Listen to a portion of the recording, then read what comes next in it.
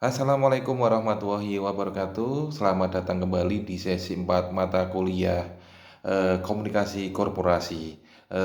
Pertama-tama saya ingin mengucapkan terima kasih dan apresiasi kepada Mas dan Mbak semuanya yang sudah aktif di forum diskusi dan sudah mengirimkan tugas yang pertama pada sesi ketiga yang lalu. Kerja keras dan dedikasi Anda tentunya sangat luar biasa. Namun bagi Mas Mbak yang belum mengirimkan tugas, saya ingatkan ya, due date-nya atau jatuh temponya adalah hari Senin 3 November 2025 pada pukul 15 waktu Indonesia Barat. Jadi masih ada waktu, jangan sampai ketinggalan, segera selesaikan dan unggah tugasnya. Ini semua penting untuk nilai semuanya, nilai Mas dan Mbak semuanya.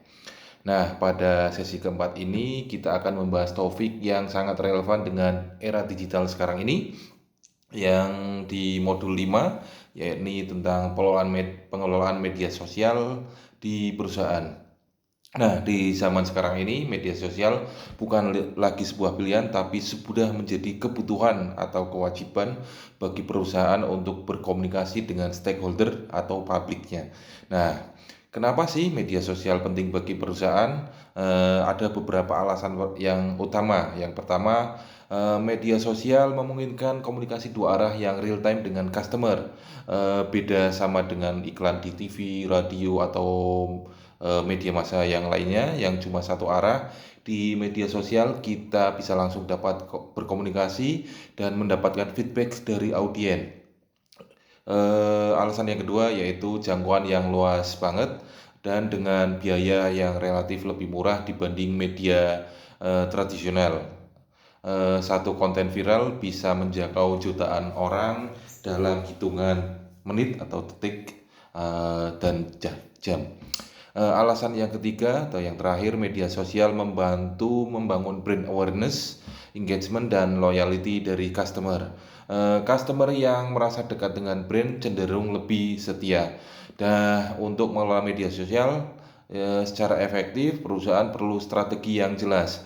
Mulai dari menentukan platform yang tepat, apakah menggunakan Instagram, Facebook, Twitter, LinkedIn, TikTok, atau sejenisnya.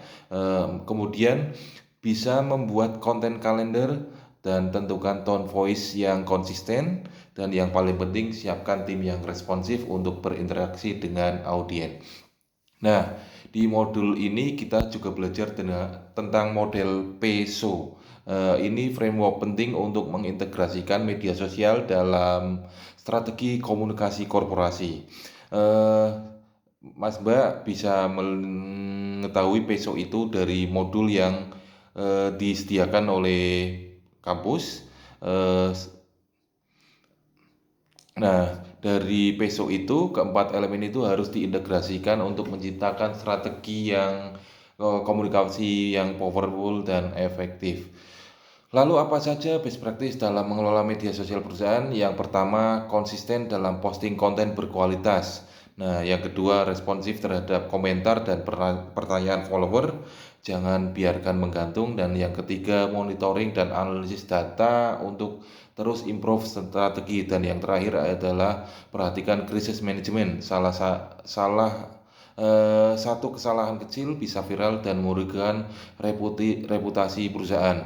Nah, yang penting yang perlu diingat, media sosial itu tentang bagaimana membangun relationship, bukan cuma jualan terus-menerusnya. Nah, topik ini sangat menarik dan aplikatif banget untuk bagi mahasiswa yang nantinya akan berkarir di dunia komunikasi.